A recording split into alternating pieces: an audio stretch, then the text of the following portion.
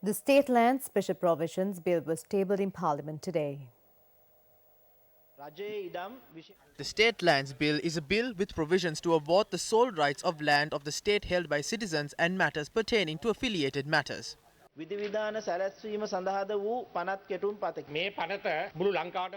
is an act that will affect the whole of Sri Lanka. There are people who have been living on lands with only a permit. There are people who cannot get a loan from the bank. They cannot give the land to their children. There are many obstacles. This act is being brought to give these people who have been living on lands with permits from 1920 the absolute right to these lands and allow them to give loans from banks and fulfill other requirements to develop these lands.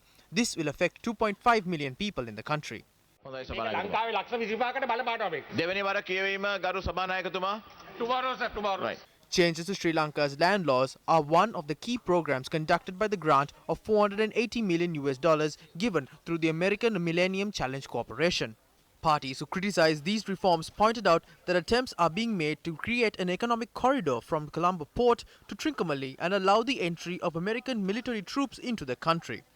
The bill tabled in Parliament by the Leader of the House was the same bill that was criticized by the President on a number of occasions in the past.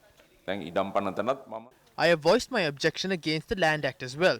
This is not a Land Act that is suitable to us, because the Land Act that is going to be tabled in Parliament soon will allow any private party to purchase lands in the country. Then laws on the use of lands have been removed. Also already it is the local government bodies and the provincial councils that have the power to partition the lands, but the Land Act grants additional local bodies the power to partition lands. පාලනායතනවලට බලතල දීලා තියෙනවා ඉඩම් කැබලි කිරීම ගැන. මගේ යෝජනාව මගේ observation සියල්ලම පිළිගන්න ඕනේ. එහෙම නැත්නම් මට එකඟ වෙන්න බෑ.